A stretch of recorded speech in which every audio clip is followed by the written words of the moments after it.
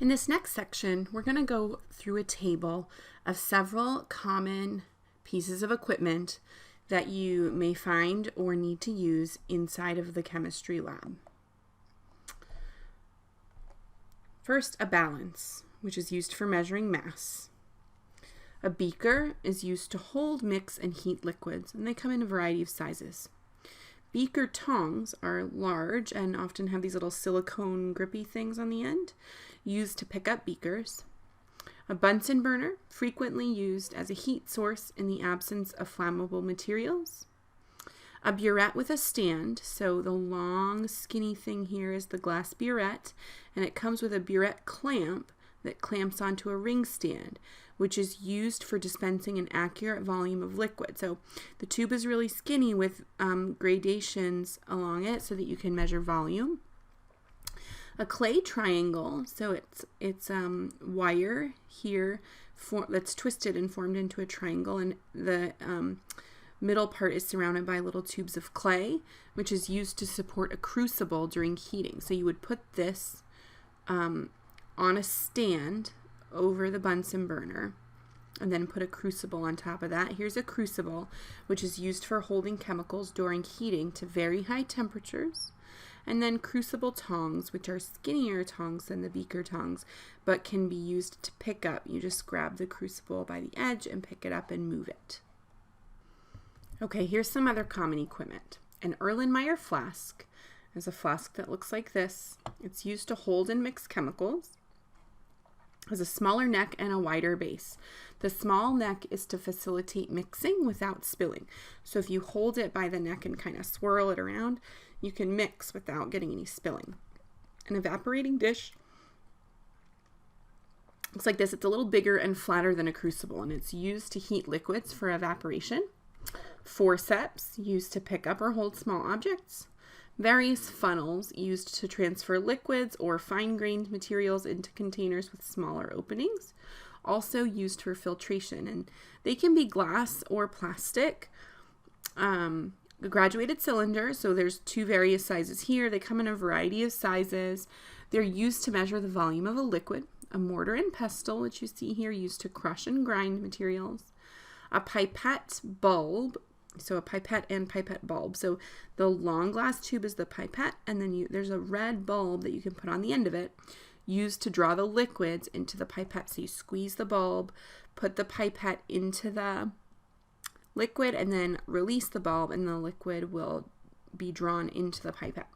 So a ring clamp, so this is a ring clamp, so it's got a ring, and then this part clamps onto a ring stand, and we use it to hold glassware, such as a beaker or a funnel. You can also put a wire mesh over this, and then put, say, a crucible, a clay triangle, and a crucible there for heating. All right, a few more pieces of lab equipment. A utility stand. Just looks like this. You might have called it a ring stand in the past because often it has the stand with the little ring on it. It's used to hold or clamp glassware and other equipment in place so it doesn't fall down or come apart. A scoopula is a little scoop that has like a little spot in the middle, like a trench in the middle, where you can transfer solids. A stirring rod is a glass rod used for stirring and mixing. A striker is a little metal striker that has a little metal and flint here that when you squeeze it together like tongs, it produces a spark. Used to light a Bunsen burner. Test tubes, used to hold and mix liquid. A little tiny test tube clamp is a little spring-loaded clamp that you can use to clamp around the outside of a test tube. It's particularly useful when the test tube is hot. Test tube rack, it's like this. You can just use it to hold several test tubes at once. And a thermometer. So this is an analog thermometer, but you can also use a digital thermometer or any other analog alcohol, not mercury-based thermometer, used to measure Celsius temperature. A lot of analog thermometers might have Celsius and a Fahrenheit reading on it, or it might just have Celsius. All right, a utility clamp like you see here. Here is the part that you would secure to the ring stand, the utility ring stand from the previous slide. And then there's a little So this metal part would secure to the stand, and then it extends to this part that can open wider or narrower depending on what you're trying to secure. So you could maybe secure a test tube or something like that, or a burette.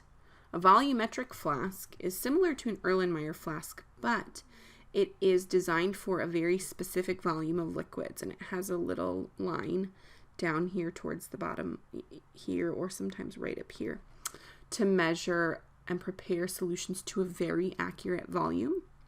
A volumetric pipette is similar. It's used to measure small amounts of liquid very accurately.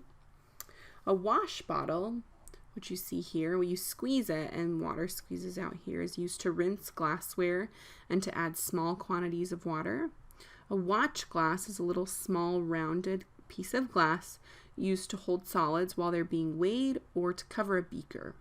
And wire gauze, which you see here, is used to support a container such as a beaker on a ring stand while it is being heated. So maybe you put the ring above the Bunsen burner, then you put the wire gauze, and then you put the beaker or the crucible or whatever it is on top of the wire gauze. In the center, maybe fiberglass, or ceramic. Here are some tips for proper storage and maintenance of your laboratory equipment.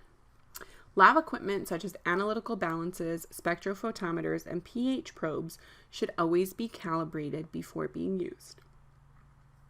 Make sure all equipment is clean before use. At the end of every lab, it is important that students always clean up after themselves, so make sure you build in time to do that. Properly clean and wash equipment such as test tubes or flasks that have been exposed to different substances, and always make sure that your glassware is dry before it is put away.